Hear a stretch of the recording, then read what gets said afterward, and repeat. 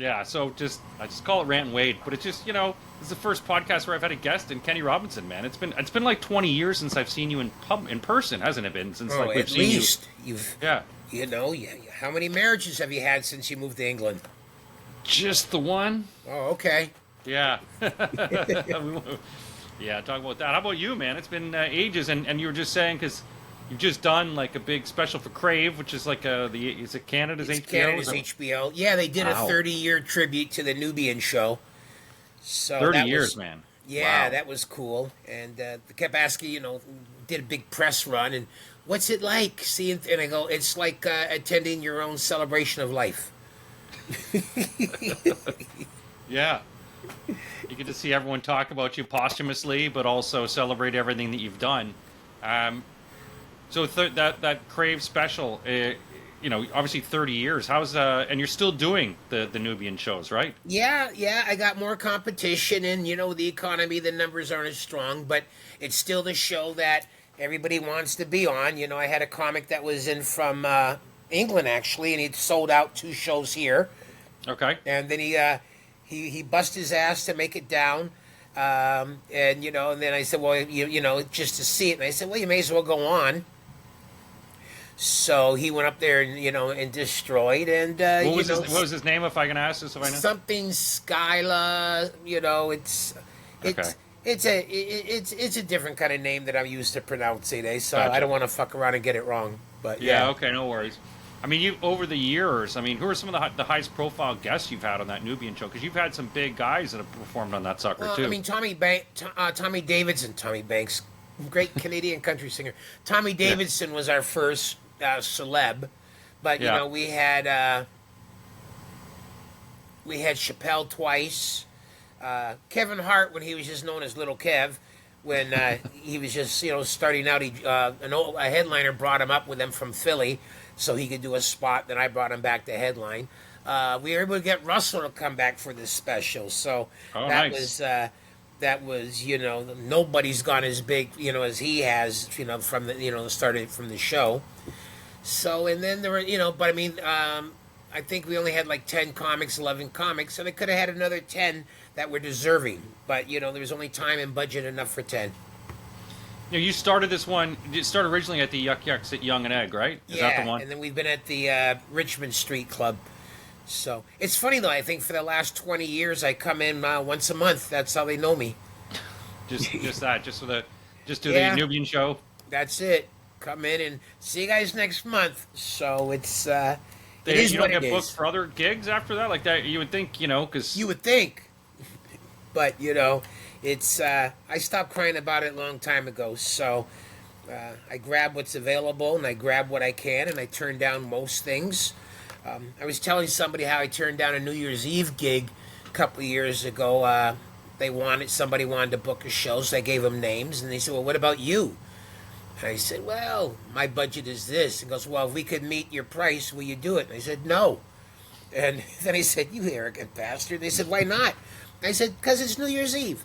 I don't want somebody coming up to you crying that I was inappropriate or I was offensive or I ruined their night." I says, "So, better I just stay home and, and listen to and play my records and do whatever I do, and that way I don't ruin your affair." So I thought that was I'd rather not do it than feel bad about myself the next day for doing what I do. Have you noticed that now? Is it more of an entitlement that people have, where they decide that it's even though they've paid to come to obviously a comedy show where offense is a potential parameter of the conversation? I don't get it as much as I used to, and maybe that's because maybe I do. Maybe I'm not paying attention. It's a few years ago. I found logic with what I do, and I said, well, they're not booking. When they book me, they're not booking a comedian. They're booking Kenny Robinson. So, and I try to let anybody that books me, know that ahead of time, just to avoid all hurt feelings, mine and theirs. So it's and like I said, I'll turn down gigs, or I'll pop some up just because I feel like running some new material. But even the new material is coming hard. I mean, for the past 6 months, all I can think about is elbows up.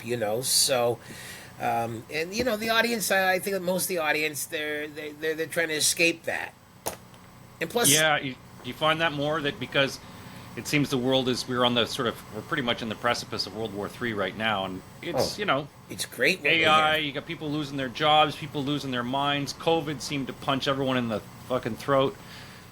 Well, Do you find COVID I that? actually found wonderful Yeah. because I was writing my ass off because I had nowhere to go. So I'd post the jokes. Not I didn't make videos because I never really plugged into that. But I'd write the material and I'd post it every day, and I'd judge if it was a good joke by the likes. And then when the show started opening up again, I had like 30 minutes of all COVID, related material. Now I still find out some people don't like me because I made fun of the anti-vaxxers. So hey, they said you're supposed to punch up to power, and I said, well, or obnoxious, self-centered bastards that inconvenienced everybody they could at every turn. So not everybody loves the truth until it interferes with theirs. Yeah. I mean, because if you talk about the 30 years, have you noticed a difference in your 30 years of doing the Nubian shows? Like from when the first time you started to the nature of the comedy to Oh how it's yeah. progressing? The younger comics seem to be more entitled. You tell somebody who's done your show 2 or 3 times, yet they still got to put more time in until they can headline, and they go nuts. Like I just turned down Wanda Sykes for somebody. The audiences don't boo like they used to, which is kind of sad. Yeah, they used to be fierce. I remember going to one of them that was like, it was savage. It was so enjoyable. Yeah, and then the comics now laugh that they say I've encouraged the audience to boo because a few times I said if anybody comes up here and they're not prepared, they haven't done their homework, then feel free to boo because you paid a lot of money to get in, you paid babysitting, you paid $15 to park, you dropped a $100 bill before I said good evening. So but the booing is a thing of the past, and I gave the audience shit for accepting mediocrity like they do the other nights of the month. I Well, mean, that doesn't make me very popular with management saying these things to a crowded room. yeah, but I mean, honesty is sort of the best currency and that kind of stuff. I remember just watching like the Live at the Apollo when I was a kid, growing up on a farm, and I would watch these and I was just mesmerized because the audiences were so savage. Yeah. And you're watching people just having their, these go on with brazen confidence, and if the audience didn't like you, man, they just ruined you.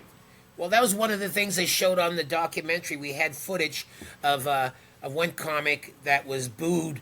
Actually, they booed him 3 straight times, and one time they booed him before he even hit the stage.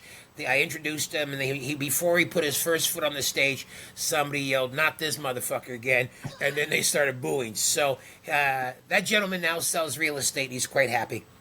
Yeah. Oh man, have you had some? I mean, you've obviously had to have some people that bombed absolutely so horrendously. You don't have to throw names, but people Well, the that were worst just is not being booed. To me, the worst is when the audience just gets up and leaves. It's usually during somebody who's bugged me for a long time to close, and they're really not close worthy.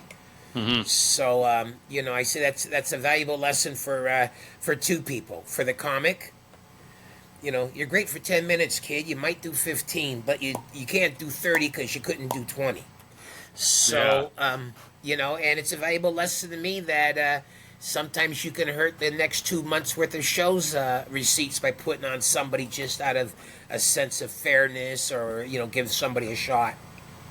How do you find now too? Because I mean, obviously, I haven't been doing as much clubs because I sort of loathe it. But the entitlement, particularly the social media generation, because everyone now it seems to be these people are getting booked because they might have quite a few followers, and it could actually help out the box office. But they're not used to being in a live environment. They're used to telling jokes on a screen Well, like this. I know a lot of the bigger clubs in the States, they want to know what are your numbers like, what are your followers, So, and a lot of comics are, been having trouble with that because it makes it easier for them to promote or them to sell tickets. In fact, one of the trends are most or a lot of the mainstream clubs aren't really booking acts as much as they'll book somebody, they'll rent the room out, and then like they did with bad bands back in the 70s.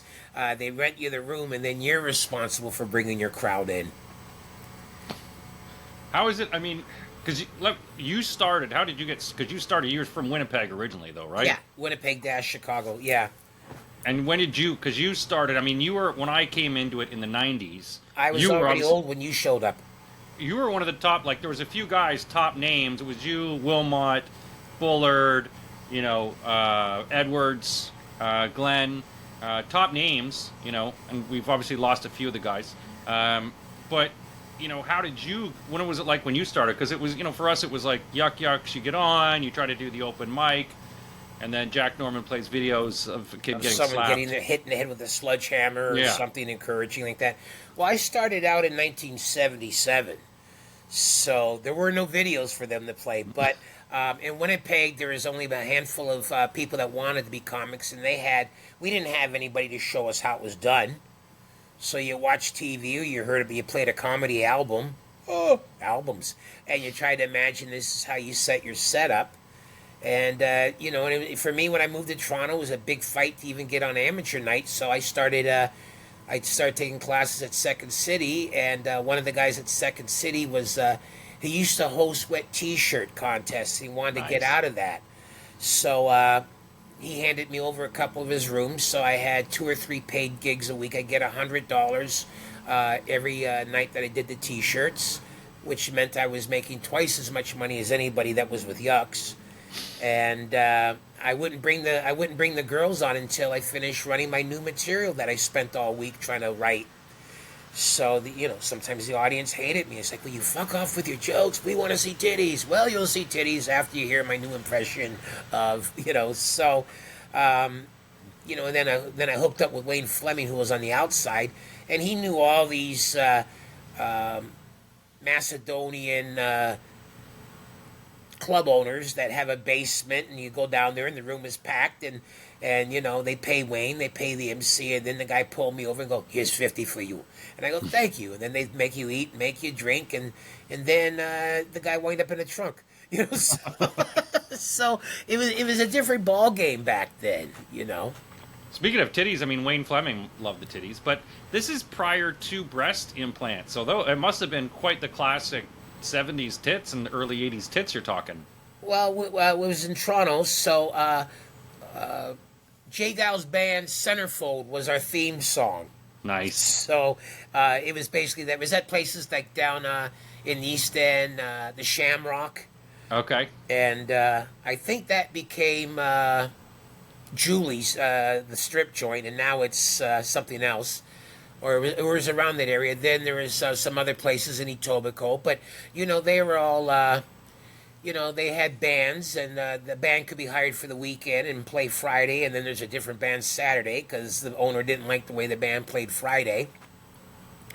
You always had to be aware that you might get thumped out on the dance floor or on the parking lot when you left.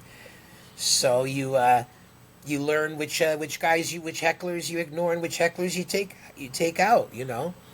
So it was a different time. Now with all the young comics booking their own rooms, I think it's very supportive, even if it's not warranted. Yeah, and any of these guys running wet T-shirt shows? Because I would love to maybe I haven't been one of those in ages. Oh, I think you'd have big trouble if you tried to do one now. All the strip clubs in Toronto are probably gone. I think like the Jillies and what were the other ones they used to have? Oh, it wasn't even Jilly's. I mean, almost all the rock and roll bars. There's no more rock and roll bars, but that was standard.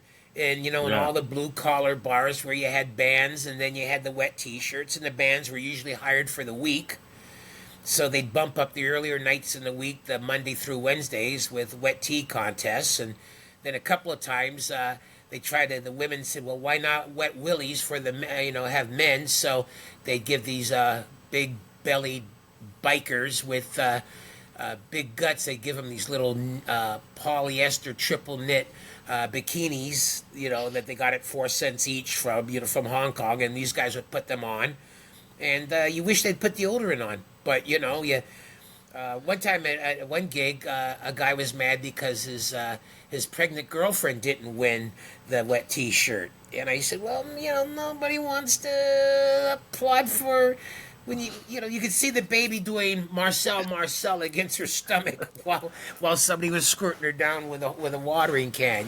So It's just sexy. I mean, it's just but sexy. but that was my training ground though for when they finally got to do an amateur night on Yucks, and I was just like an animal, released on that stage. And everybody says, who does this kind of comic? Well, guys that had to go play wet T-shirt contests because I couldn't crack into the lineup here. How did you find it then, because you would have worked at was it the Yuck Yucks? Is the one on Yorkville? Is that the one that? Yeah, 1280 Bay Street. Isn't it a damn shame I still remember the address? Wow. Yeah. Yeah. Well, it's not really. It's good sign of your brain working, because you're in your early 90s now, aren't you? It's around there. My brain Yeah. stopped working in the early 90s. But I remember because, like, when I first hit town, I looked up in a phone book, where is Yuck Yucks, and the address was 1280 Bay. So I walked from the Royal York to 1280 Bay, so I knew exactly where the club was going to be. And when I got there, they said, you shouldn't have. But, so it was, in fact, you couldn't get through on the phone to book on for Mondays. And at the time, when I first hit town, I had a job working for a mortgage company in the mailroom and doing their courier work before bikes and all that, when you just got on, they gave you a TTC monthly pass, and you hoofed it. It was great because I'd have to pay for a TTC pass for the first 3 years living here. But what I would do is I knew they got in there at 10, and the phone call started coming at 11, so I timed myself so I'd be knocking on their door at 5 minutes to 11 to get my name on the list before the phone started getting answered. So that was how I kind of weaseled my way into getting on that way. How was it back then? Like, I know, like, how many shows a weekend were they doing? How many shows a week? And how were there the established acts? Like, was it Horowitz? It was who were the guys? Monday night was the amateur night, or the open mic night, or whatever they wanted to call it. Then crash and burn, and then the club ran Tuesday through Sunday, 2 shows Friday, 2 shows Saturday. Then the comedy boom came, so then they had another little room on the restaurant side. They added a show at midnight on Fridays and Saturdays. So at one point they're doing 3 shows a night at the downtown club. And the acts then, like, there's Pat Bullard and Jim McAleese and, of course, Mike McDonald, Larry Horowitz, Evan Carter, Morgenstern, Vaudry, guys like that. And then, then other comics came and other guys came and went, So, Lou Dino's. Yeah. Sean Thompson, who, left comedy to be a movie producer. Why would he want to do something like that? But he was a big draw, and the audiences loved him, He was one of the few guys that I saw, he had a poster of a picture of him. He was a Dwight Yoakam before Dwight Yoakam. But there, the poster said, Sean Thompson's back, then Yuck Yucks. And it was a shot of Sean with his guitar slung across his back and his tight jeans. So, he was having those plastered everywhere. There was construction. And there was nothing else happening like that as far as self-promotion. So there was great things like that. And then in those days, of course, if you found any other stage to perform at, there was trouble. But anywhere there was an open mic, or it used to be a lot of talent contests I used to hit for stage time. Nag's Head at the Eaton Center, there had a $50 prize. So, there'd be guys coming up doing their Gordon Lightfoot tribute, and I came out, doing whatever stand-up I was doing then, and walk out with the 50, and then back in the mail room at 9 o'clock the next morning. When did you finally, like, because it's comedy boom. I mean, you're talking, I remember watching it because I was younger, but when did you finally, like, drop the mailroom job and say this is... I quit that in 84. Okay. And then I never worked a day job again until I got hired for morning radio. And that was in 2001. But there were times, though, when I needed a day job, like when I moved to San Francisco and could not find anyone to hire me. But, yeah, once I quit in 84, I've never done anything other than showbiz since then. And you... That's a good run. What's that? That's a good run from 84 till now. Damn straight it is, man. You're talking 41 years, no working, You talk about the U.S. because you went down to a lot of comics. We've seen a lot of guys go down to the U.S., crash and burn. Other guys do really well, but very small, it seems, like the ones that do well. Yeah, what was well, it like I used to live in... My mother used to live in Chicago, so I did a lot of stuff in Chicago, and I made a name for myself there. Then I decided I was going to move to San Francisco and go more political. But I went there right as the boom was ending and the first Iraqi war started. So I edged out Martha Cho at the Chico State comedy competition. I got third, she got fourth. But by that time, I was married and had a new baby, so my prize money went to pay for the rental car and to buy diapers and pablum on the way home. Now, look, that's not for an edgy comic, but that was my life, you know? So, Yeah. and then I was always told I was too dirty for L.A. and this and that. So the biggest mistake I made in my career was I listened to people. You know, it's but the whole comedy thing, though, for the most part, has been a battered wife syndrome, I think, for the majority of us, you know. Would you agree a lot of comedians sort of have mental health issues? Like, with something going wrong, or there's something wrong with the brains of people who want to do this but for a I living? think a lot of people with mental health issues wander onto the scene. You know, I when I worked in a tractor factory in Winnipeg, there was a guy that used to give me a ride to the factory into town every day and every night. And on Fridays, I worked 4 to 12, and he'd tell me, "Go ahead, fuck off, kid," because I was grade 11. I knew my girlfriend was cheating. He knew my buddies were waiting for me to drink at the local bar. So he punched me out on the time card and the time clock and all that. Well, he wasn't in showbiz. Turned out he was a serial rapist, and he left a lot of women for dead out in the fields places. So I'm going, Good guy? well, I'm going, and this is a guy that had a girlfriend and had a nice Camaro, and he was kind of like my supervisor, and he never once told a joke, trying to be a comic. So I think a lot of people with issues try to wander into comedy, but I don't think there's more people with emotional issues in comedy than there is in anything else. Yeah, I mean, I think there's a lot of times you see people. I know we've all met some comics. You're just like, there's something wrong with you. And other times you just sit around and you do a lot of drugs with these guys, and you're just like, there's something wrong with all of us. You know, I don't know.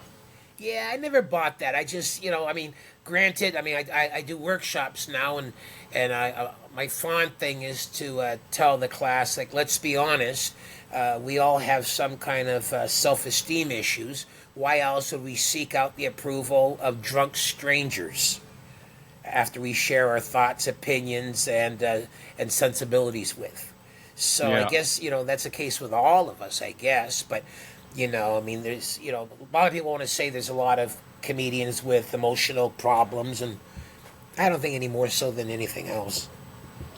I mean, you talked about America too. How do you find it? Because obviously I've lived in the UK now for over like 20 years.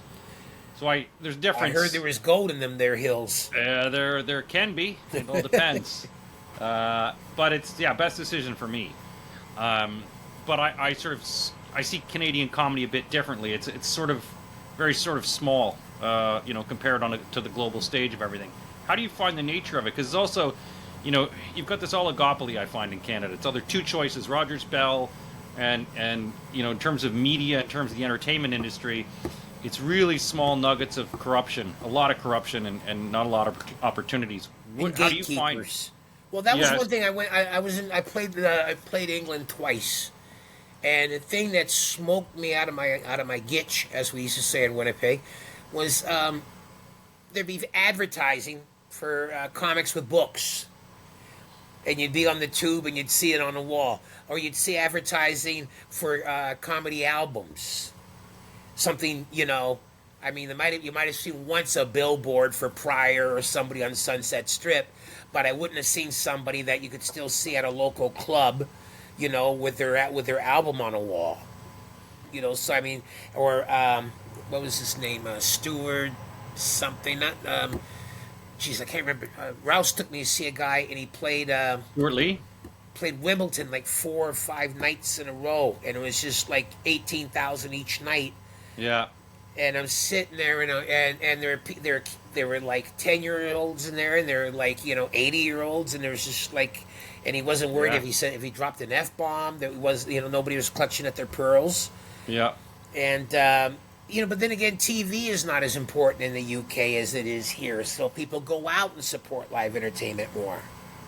Yeah, I think it's a live entertainment culture. I mean, the television we only really have channel. There used to be BBC, Channel 4, Channel 5, ITV. So you had sort of, and the TV networks. If you're on TV as a comedian, say you're on BBC and there's 13 to 15 million people seeing that broadcast. Yeah. You're instantly famous. But, you also have London, for example, where I've been living, where there's more comedy in London than there is in New York, Toronto, and LA combined. Yeah. On any given night, and you go into places which would be, shut down by the fire department or fire marshal in North America, because you're getting to a place, there's no handicap people getting up this staircase. The toilets are very difficult to get to. But they'll cram a bunch of people in there. And, this was also when I first moved there was smoking in the rooms. Well, obviously no smoking anymore, but you'd be amazed. Or go to places like the International in Dublin, there's no microphone. You got to use your voice. Oh, wow. But meanwhile, you probably got to break your neck to get booked in there. It was actually, for me, it was all right. I mean, sometimes you can get in with a lot of it. I mean, there's just a lot of chancers, as we call them in England now. But a lot of people who, like to your point, think that they can do comedy. Like, oh, I've done this, this, and this. And they go on, you're like, oh. The other difference, the big one is obviously the time, because a headliner does like 20 minutes. Yeah, that's why I like the Comedy Store there. They had 3 acts doing 20, and that was it. Yeah, you're very rarely what I was doing shows where I'd have to do an hour. There was a few, I did one once where there was a bunch of sort of travelers, or they would call them gypsies, which you're not allowed to call it in England, but, tough people, and they were going to kill the other 2 acts. Oh. And they're like, look, you can go on, or we'll just give you your money, you go home. And I'm like, what are these guys travelers? What? Like, I grew up on a farm, so I just did a whole bunch of stuff. These guys love me. And I did an hour. And they even drove me, they delayed the train for me. They had someone up the road send the car to block the train so I could get on and make my train. It was one of those things, don't worry, you get your train. I was like, geez, this is tough. Brad Pitt asked you if you needed anything before you got on. Pretty much that kind of thing. Yeah. But I mean, you must have had some pretty, I've done gigs for bikers. I'm sure you've done a lot of those kind of ones too, where you're just like, I just want to get paid. I'm not touching your cocaine. I'm not touching your women. I just want out of here. I just want to do my gig. I had to teach the comics that. You know, everybody from Ronnie Edwards on down. I said we're in a get out of town by sundown law town, man. Don't be smiling at this dizzy broad looking at you. You don't know who her boyfriend is at the pool table, ignoring her. Mm-hmm. I had guys take a run at me from the stage in Rochester, New York, and the bartender was doing roids before roids was cool. He grabbed the one guy and had him, but I had the mic stand ready to feed him the bass, thinking that was it. But I mean, but because we played in a lot of bars then. Yeah. One night there's a club out in Mississauga, Rolly Scagnetti's, and it was a legendary hellhole. But I'd score an encore, and they'd make me come the next week, and I try to get extra money, and the club, the agent wouldn't do it, so I'd still go. But one time, Boyd had a heckler, Boyd Banks, and he mixed up with heckler pretty good. So anyway, before I'm about to go on, they had an intermission, and the guy comes up to Boyd, and I could see he's ready to fucking lay a beating on him. Except my boy ain't had no fists. He had hooks. So I look and I said, oh shit, Boyd don't have a chance with this with these hooks. I just imagine getting his nose twisted off, but all you gotta do is swing him and you're leaving him blind and disfigured. So I ran up in between, and the guy goes, "You're great, man. I can barely wait till you go on." He was so drunk he forgot that he wanted to kill Boyd. And I said, "Well, I hope you and your buddies enjoy the show. Yeah, come into a shooter with us." And, I said, "Okay." And I'm going like, Boyd, and Boyd's like making fun. I'm going, "No." Found out from other people he used to work for Hydro, and he went to do pull-ups on the wire, but the wires was live, and so there he had 2 stakes holding on to the lines, and he's at the bottom, like, that. So, they hooked him up with, they didn't even have fancy prosthetics then. They gave him 2 hooks like a pirate, and, but I mean, I just saw the look of hate and anger and everything on his face when he walked towards Boyd, and then when I saw his hands, I said, this is more than Boyd dealing with a heckler.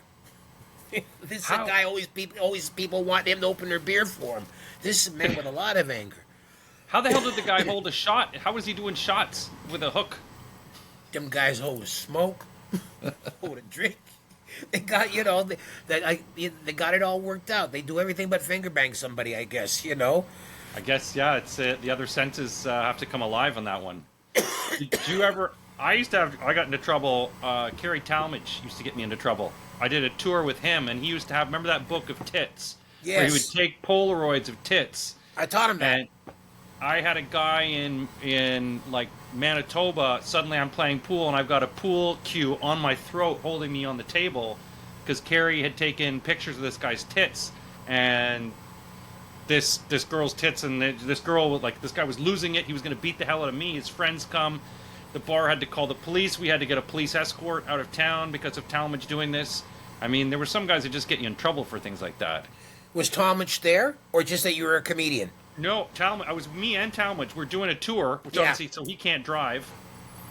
Then, he would do this tit thing, and then he would also, when we would go into like a gas station or like get food, he would pretend he was like mentally retarded. Yeah, yeah. And say, "Why did you hit me? Why did you hit me?" And people are turning and they're getting ready to beat the crap out of me. I'm like, Carrie, stop it, man, because it was like my first Western tour. I'm like, dude, stop it, stop Yeah, it, stop a it. Western tour could lead to no good on the best of times. You didn't need anybody that. So how come the guy want to put a pool cue in your Adam's apple and not Talmadge? You're not the one that took Because the he pictures. felt bad about beating up Talmadge because Talmadge was so small.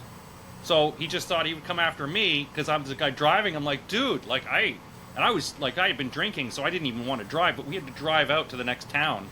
And it was like going from Weyburn to Estevan or something like that. And I'm just like, this is ridiculous. Saskatchewan. I was with three boys, or two other comics, and we got pulled over in Esteban by the RCMP. No reason. I guess they saw me in the car and wanted to make sure I hadn't kidnapped the other three fellas. It was, oh Jesus, who was it? One guy was on his first tour, and then another one of the guys quit comedy to go work. Well, he still does comedy sometimes, but he became like a manager of security at the casinos there, and all these other. So they were Western boys, and we were listening to Dylan's Hurricane. So and that's just, and that's the band. That's just the way things go, So Yeah. we got pulled over, and then they became aware of all the funny looks I got at every husky we stopped at, and. It didn't help I was wearing a fur coat and snakeskin shoes and a beret. I mean, it didn't help that, we were beboppers, that didn't help the situation any. But they had never seen anybody that just drew that kind of energy and vibe in these small towns that they grew up as knowing as home, eh? You must have had that because I did another tour with Daryl Lennox, amazing comic. Yeah. But again, another guy who couldn't drive. So I did all the driving, but we did the gig in Fairview.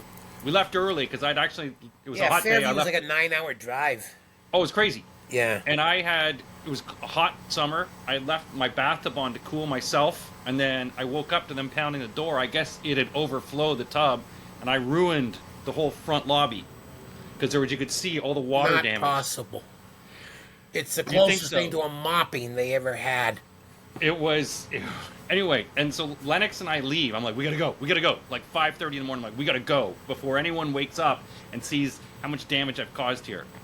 We stop for breakfast. I'm still drunk, like driving, and we got followed all the way back to Edmonton by police officers. Like the RCMP just happened to be following, like, because Daryl's quite an large man. Yeah. And they obviously clock him as soon as we come in, and they're just followed us the whole way. He's like, at least we got a police escort. And I was like, yeah. Oh, I've been pulled over out west, and they said there's reports of a suspicious-looking car. It was me and Rob Chittister, who's from Baton Rouge, and it was a Lexus station wagon. And I said, yes, because the station wagon is the most popular car of drive-by shooters everywhere.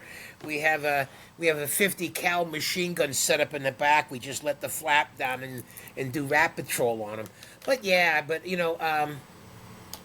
Fairview.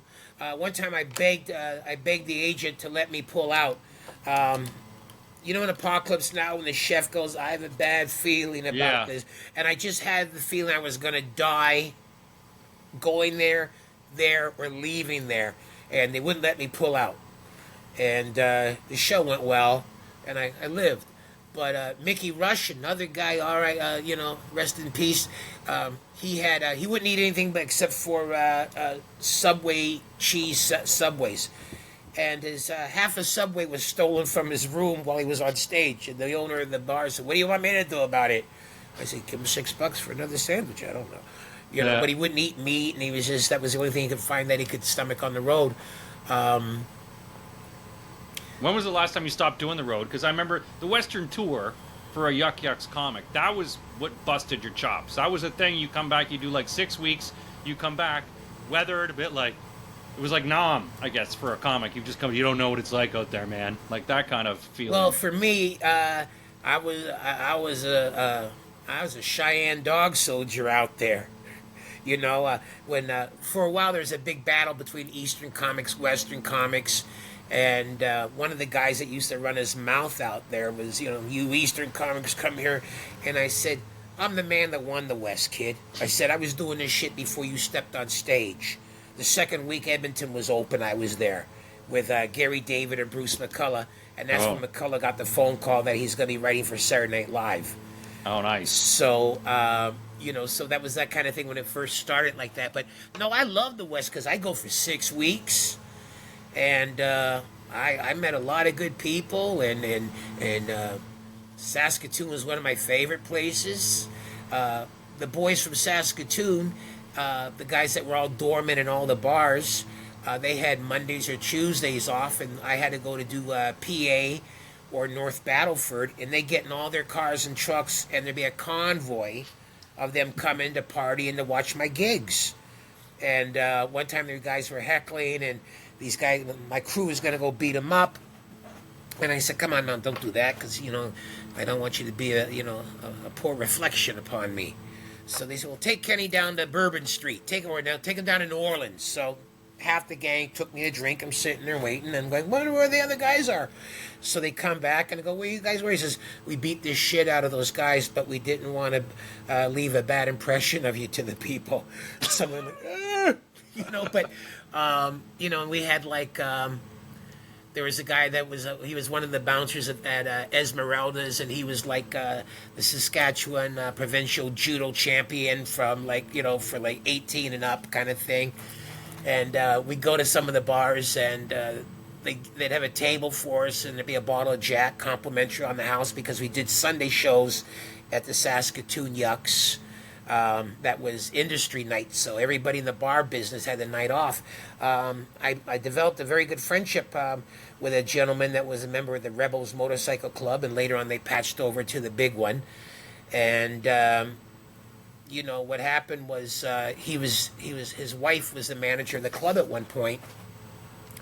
And I'd worked New Year's Eve there. It was the first time headlining New Year's Eve, I think. And I had all kinds of gigs I never had before. So I ordered Chinese food for everybody on the last Saturday night. Get 24 egg rolls. Got to have enough egg rolls for everybody. They might have been 40 cents a piece back in the day. Yeah. So anyway, he was waiting. Him and his buddy were waiting for his wife to get off. And I said, grab a plate. And he goes, us too? I said, yes. What am I going to do? I'm going to start counting, counting rice, who gets how many. Yes. So after that, we became pals. And whenever I came to town, he'd be there, and he'd bring some of his crew with. Or if he was out here this way for a wedding, he'd stop off, bring up his entire family to my apartment, and I'd give them all red plastic cups full of Jack, and then they'd leave. So they'd be there and gone within like 20 minutes. And he died a couple of years ago, but we used to call each other either every Boxing Day or every Christmas Day for about 10, 12 years. So I met some wonderful people out there. A guy that owns, a good friend of mine, Brian, he owns Riverside Pond in PA. So every time I would play Saskatoon, him and his crew would come up from PA to see me. Or when I had PA, I'd go down and hang with him and his buddies. So, mate. Oh, and then... Man, Saskatoon was so cool. One of the best blues clubs in the country at the time was Bud's. Bud's kind of run down now. But back then, you'd get Charlie Muscle White would be playing. Or Guitar Junior Johnson, that was with Muddy Waters for years. So Albert Collins. You'd get these great blues artists there. And they also stayed in this same hotel as where the club was in the comic state. So I had a party in my room with Guitar Junior's band. And my room had a vestibule. So Lou Eisen, being a jerk, he knocked on my door, and he didn't know I had everybody up in there, the waitresses, the band, just, hey, drink this, smoke this, turn that up. But he couldn't hear the noise from being outside. So he walks into my room naked. He thought he'd pull a Fleming and walk into my room naked to shock me. So I go, come on in. So he comes in and he walks in with his schmuckle hanging out, and he sees everybody. He looks at me and goes, "I'm gonna kill you." I said, "I'm not the one that told you to come out here naked. You decided that." So it was good times. But then I'd get to Vancouver at the end of the run, and I'd be walking down the street. And I'd look in a window, and I'd see what I was wearing, and I go, "Jesus, you're looking kind of rough, man." I said, "Well, you're definitely going to have to do something with his hair." And he says, and no, you're not Waylon Jennings with this beard. And so then I'd go and there are some nice stores for men in Vancouver at the time. So I'd go buy a couple of new outfits, new shoes, and I just drop the shit I was wearing in a garbage bin.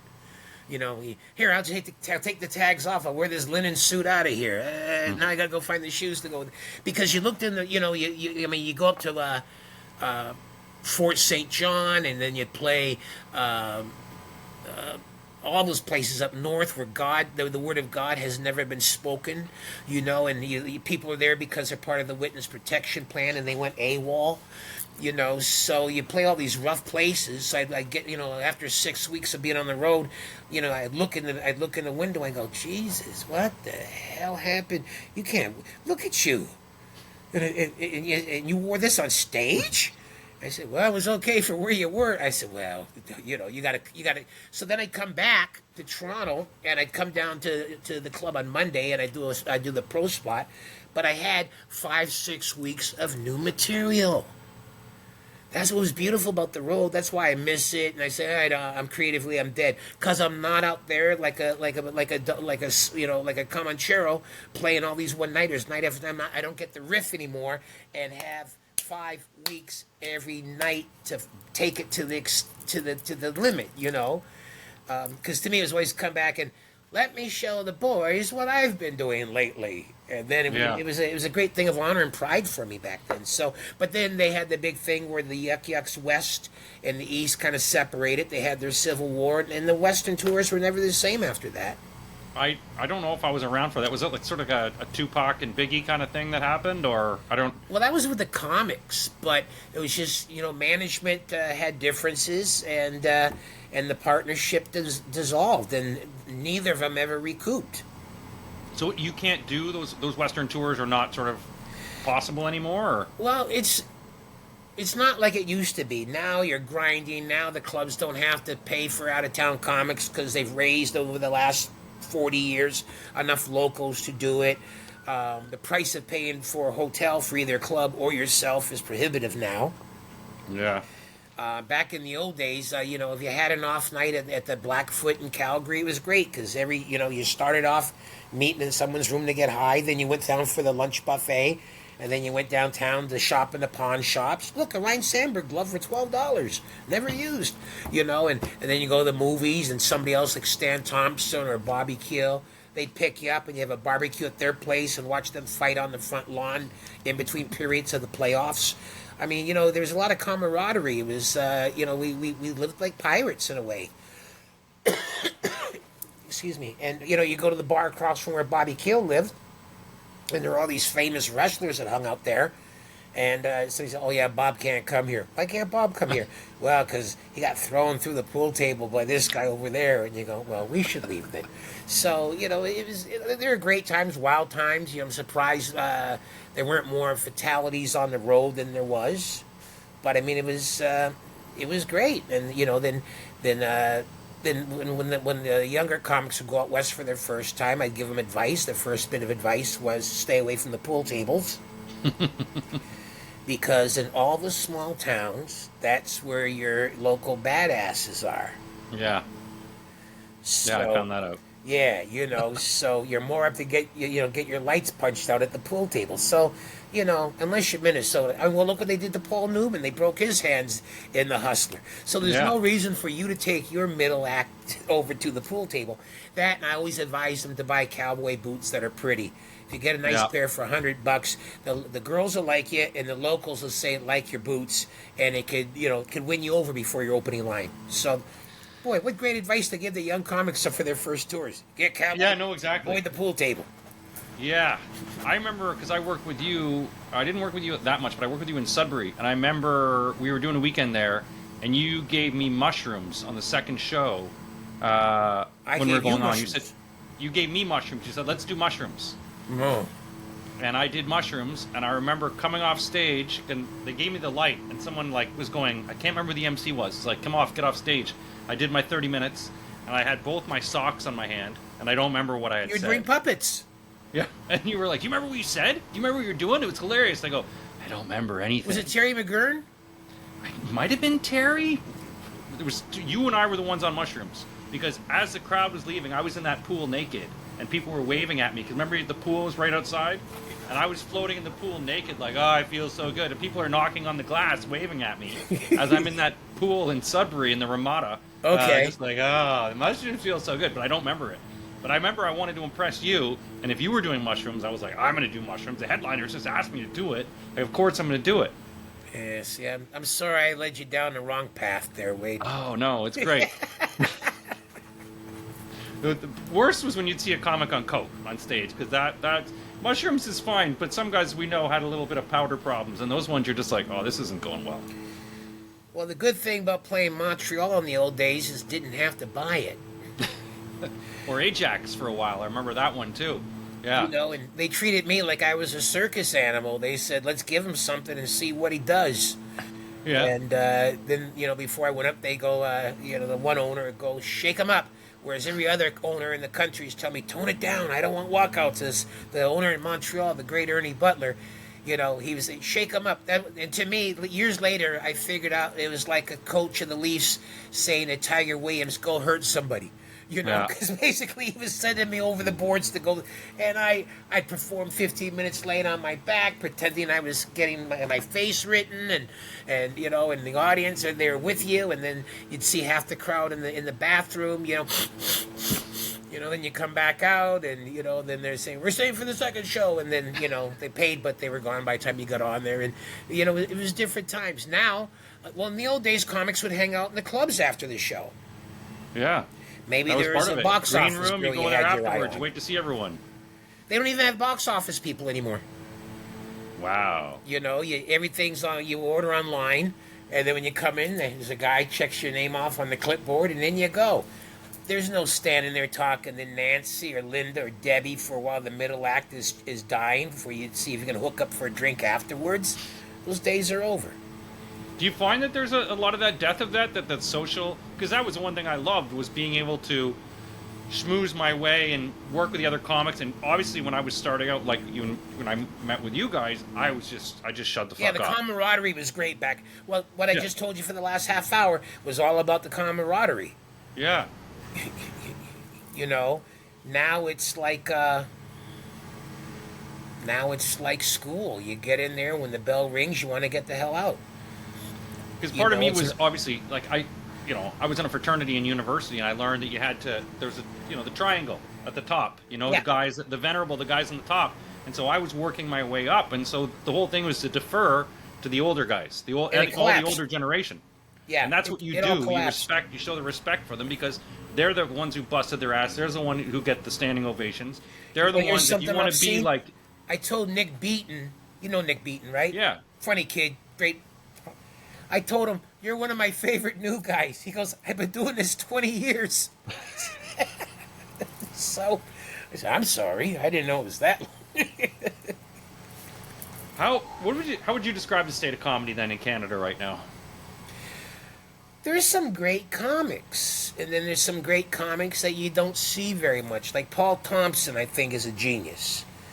But Paul Thompson will go live in Mexico for 7 months. Then come back and then he'll drop some really hot blistering sets, and then I don't see him again for another year. There's a couple of kids on the Nubian shows, and Mr. Lubin is doing some stuff where he's really pushing the edges, and it's smart and intelligent, and I'm liking what I see coming with him. Is that Gilson Lubin you're saying? No, his name is Aaron Lewin, but he goes Okay. by the stage name of Mr. Lewin. Okay. And he's very edgy. A running line was he was doing for a while was, and I'm the one that's the problem. He did this great thing about the transgender swimmer, and he said, they said, you can't tell me this is fair. He said they go to, they get on the starting line and they start to lean over, and this nigga's hand already touching the end of the pool. He says, you can't tell me that's, but I'm the problem if I say it ain't right. So, so he would do that kind of material, but just how he would describe the guy and, the girl and her arms are like already touching you because she's so much bigger than what she's competing against. Yeah. Well, actually, somebody brought this up in an interview, but it never got printed.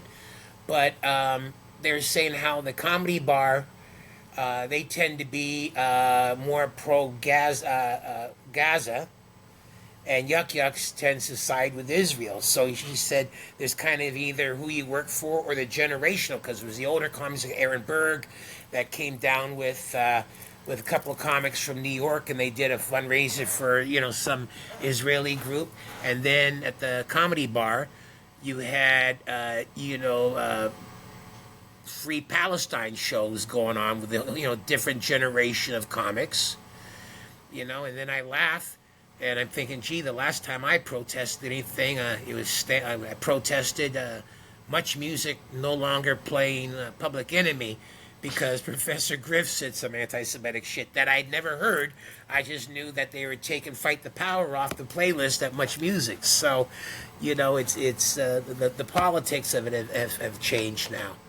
And then there was people having shows at this venue and the show being venued, or the venue being threatened to be boycotted, so the show's canceled, and all that kind of shit was going on. So I think there's different camps, definitely, in the Toronto comedy scene.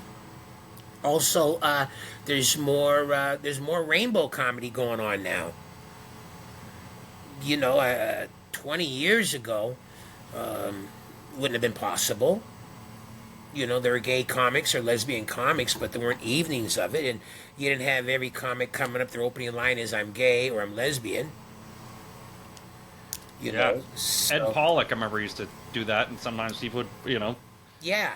Ed was probably like the last guy where there was a head thrown back. Yeah.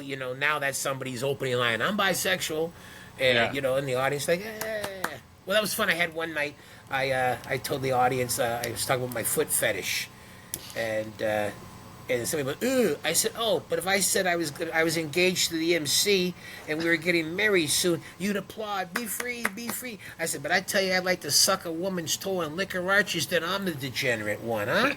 Okay, I got my rights too. I'm entitled to my fetishes. So that was good for another rant. And another place I probably won't get to play again in my lifetime, but it's okay. Do you find sometimes with the newer sort of comics, or the ones that I've seen, that they sort of virtue signal, as you said? Because a lot of times it used to be that, people would, Americans would want this long intro, or people would want an intro to set up who they are, what they've done. But now people sort of just come out and go, just, I am transgender, I love unicorns, two gay dads. People sort of give like their CV first, so that they get that sort of first applause. Yeah, no, I'm not doing any intros like that. But do you find more of that happening, though, than like from the maybe 90s not so and much 2000s? in the intros, but in their opening 5 minutes. Yeah. But then again, in the workshops, the idea is for the comic to talk about who they are. Who are you? What are you about? What's your experience about? How can the audience relate to you? I find in my workshops, a lot of the comics didn't have father figures in their homes. And then a lot of the comics, I was teasing a couple of the male comics a week or two ago, because there were 2 or 3 women comics that opened up about being bi or being lesbians. And I said, "What's wrong with you millennial motherfuckers? Y'all ain't shit." I said, back in the day, wasn't all these women being lesbian. I mean, you might get them to tongue kiss another waitress if you got them drunk enough.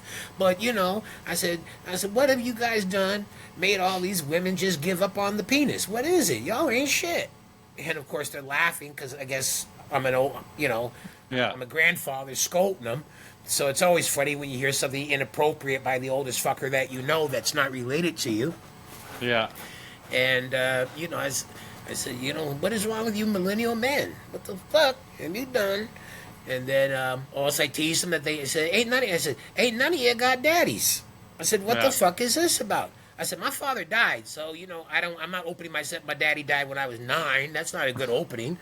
Yeah. But a lot of the others are. There's one girl though. She's funny. She's biracial and what have you. And she goes, my mother's white, my dad's black. My mother says we don't see color in this house. And I said, well, that's why we never see Dad.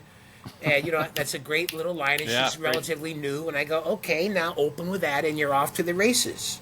Yeah.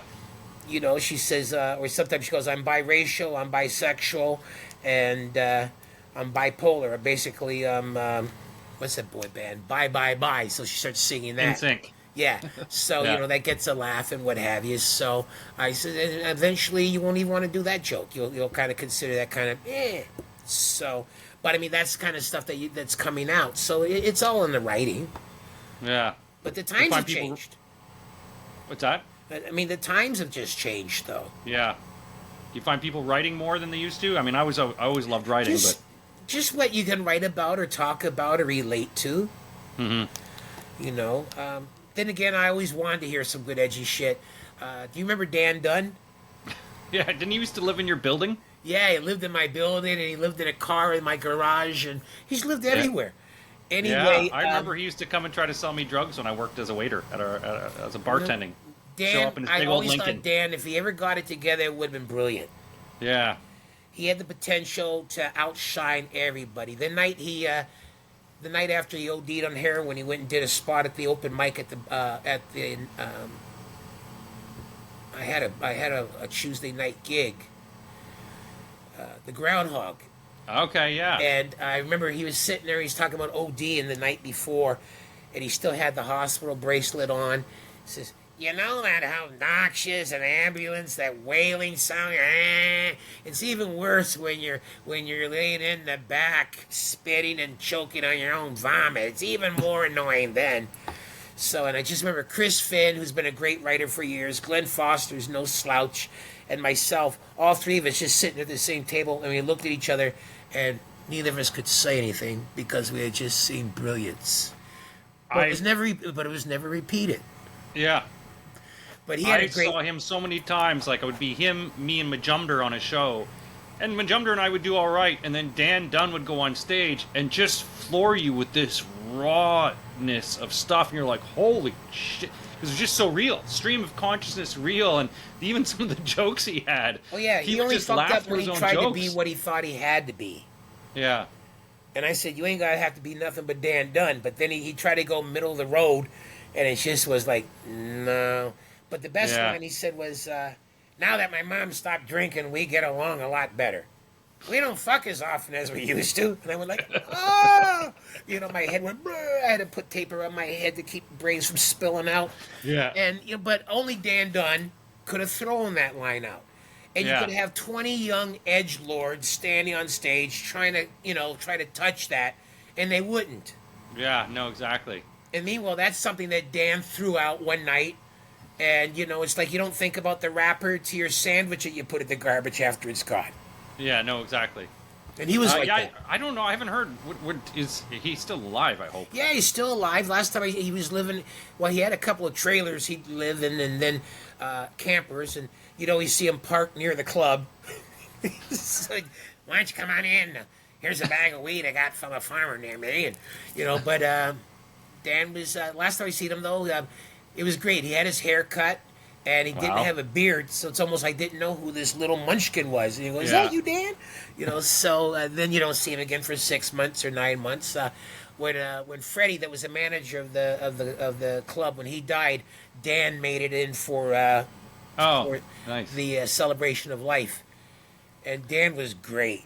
Dan goes, Freddie, I miss you. I don't care how many times you kicked me out of your house. And then he starts telling this time when he did something out of line, and Freddie'd say, Dan, you have to go now. And we're all dying because that was how Freddie would break it to him. I can come back tomorrow, though, right? If you leave peacefully now, Dan. Okay, I'll see you tomorrow, Freddie. And then out he goes, and then later on, Rouse would show me a picture of him knocked out with his shirt over his face outside of the brass rail. So he went somewhere else from Freddie's. So but I mean that's another camaraderie that you don't see anymore. Yeah. You know, some of the saddest things I find for the younger comics is they'll never know what it's like to have Dan Dunn come in. Yeah. That Groundhog Room, I had the first night I had the room. One of the owners beat him up and left him for dead in the alley because he pulled his Johnson out on a lesbian softball team that was there. What are you fucking carpet munchers eating here for? And meanwhile, it's like they're customers, Dan. Yeah. They buy food, they buy booze, and now you've chased them, you've alienated, and they won't come back. Yeah. But another time he drove his motorcycle into the club, stepped off the bike, and went on stage. So a lot of the younger comics, they'll never know Mike. They've never seen Mike McDonald in his tennis racket bit. Okay, yeah. Go ahead on that one, because I was going to ask you about a few comics, but go ahead on Mikey. Gary David, who was the guy that we all called Pops. Yeah. Gary died before. So it's sad that so many of these comics have never worked with them or never seen these guys that were killers and legends in the '80s. So I'm going to give you, just to sort of end this up, because I know I want to thank you for the time and I love talking with you, but I would just want to ask you on a couple comics. Tell me a good story about them. I'll just give a couple comics. So start with Mike McDonald, you mentioned, because he was one of the most prolific, probably the Canadian comic, growing up in the 90s. Give me obviously again passed away, but a good story on him. Something. Well, Mike, for the first 5 years I lived in Toronto, never said anything to me. He always go, or he goes, "You're pretty hip," and that was it. There was never it wasn't until years later that we started to bond and had any kind of friendship or anything like that. But one time at the club, he was getting ready to go on Letterman, his one shot at Letterman, and Boyd Banks started a fight with a father and son couple that were getting thrown out of the club. So Mike went to back up Boyd, and Mike threw a punch, broke his wrist, and had to do his Letterman set that he's waited his entire life for with a cast on his hand. And of course, network TV, they frown upon that kind of thing. Yeah. So, but Mike was famous for telling young comics he'd see a bit, they'd do something, and he says, "You got 3 months to make that funny, then I'm taking it." And I don't know if he actually ever took anybody's stuff, but it made the comic do something with it. I better tag this before Mike McDonald takes it. And I told that story to the kids in my workshop, and there's one comic how I took a joke of his, and I said, "This joke is such a great joke that you need to tag it more." I said, "Listen," so I showed him how I could steal his joke. It'd be his joke inspired by him, my joke rewritten by me, and I said, and you could cry, but it isn't the same joke. Yeah. But I did more with it than you did. So, so that was a great thing about Mike. And we used to say in the comics, drop the word fuck from your act and see how long you really have. And the other day I was watching a video of a comic, and I'm going, that's all he said was the F word. Yeah. So, trying to be prior. And I'm going, I was like the original comic in the country to drop the C word, but I wrote a whole 4-minute bit to justify using it. And now, now it's just thrown around like you're playing softball and you're playing around the horn in the infield the way they throw it around now. So, like Scotland, that was Mike. That was. But he was the edge. Mike would do 2 hours, 2.5 hours, and him and Rich Scheidner, who's got a great daily history of comedy thing on Facebook. Every day he has a little 30-second, minute-long story of somebody from the business. They would call each other up and go. They say 2:45 and just hang up, and then 2:50, and they just each night they call back and let each other know how long they did the night before. So and that was of course because Mike was the king. So a comic like me, the inspiration was then, well, when I get 2 hours, I'm going to get that Mike McDonald money. Well, no, nobody giving a no Mike McDonald money. But many years later, Mike and I were doing a gig for the same amount. So his pay went down. I want to do another Mike, then Mike Bullard, who I've seen eviscerate. I've seen him once make a woman cry so much she left the show. Very quick, good he had MC. a beautiful send-off. They had a celebration of life for him at the. Yeah, I saw that on Facebook. I missed that. I saw Pat was organizing it. Pat was really good.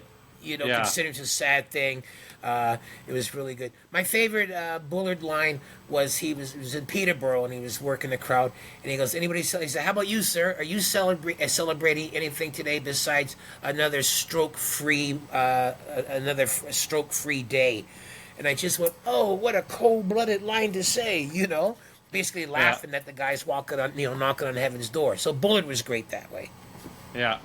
And I'll end on the last one because you mentioned him earlier. Because Wayne Fleming, I was working with him and Johnny Guardhouse in Windsor, stripper town, strippers in the hotel, perfect for both of them. But Wayne did the old, came in, knocked on my door, dick in his hand, holding some moisturizer, free porn, man, and funny. But Wayne, I mean, obviously all the stories I knew about him and, with Jim Carrey and everything, but I worked with him and he was such a personality. He had so many stories and so many things. He was great. In fact, when I was on the outside with Yucks, him and I started running shows and we ran together. When he died, I lost my best friend. It was, sometimes he'd come pick me up to go do a gig and I wasn't dressed and he'd go, man, what time does the show start at? And, I say, when we get there. So then he always loved that bravado of me, the 12 years younger, 15-year younger punk. So he'd roll a joint and he'd smoke a joint while I get dressed and we head out to work, But we had the best days and the best times were on the road with him. It didn't matter. And sometimes we'd be in a car ride for 3 hours and the only thing we said to each other was cunt. You go, cunt, cunt. And for an hour and a half, that was the only word used. Or he'd be driving, he'd turn to me and go, my vagina's sore. And then I go, my vagina needs washing. And he goes, what, you filthy... He was with me during some of the best shows. He was with me when I walked 54 people in Halifax.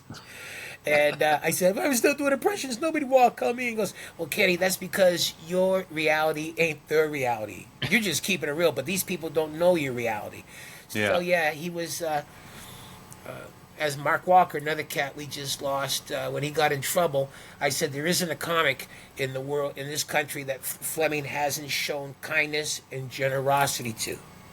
And then Mark Walker says, ain't a comic in this country he hasn't showed his cock to. And I'm going like, bang, So Gary David had a great line about Fleming.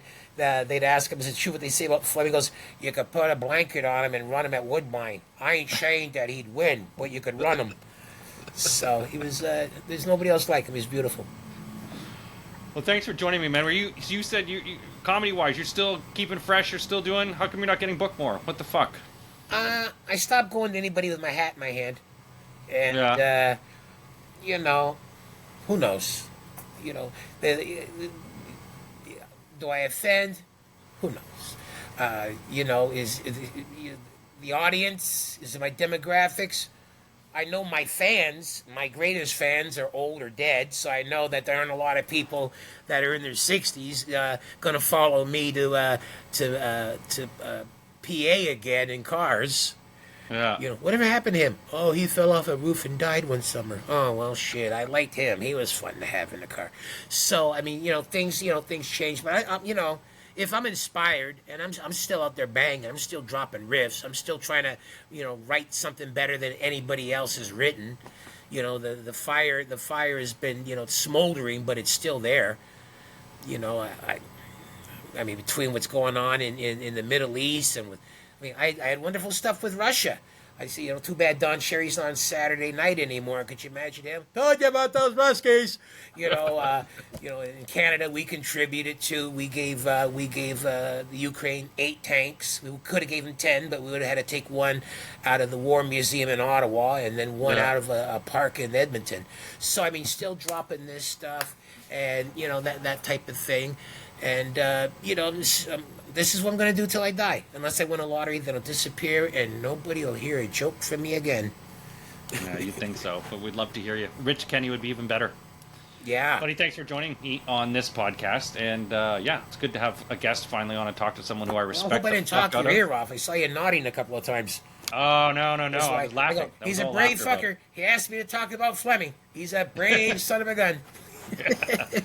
Well, thanks a lot for joining me on this Thanks. one, bud. It's a pleasure. I hope to see you in the flesh soon, man. Yeah, for sure, bud. Cheers.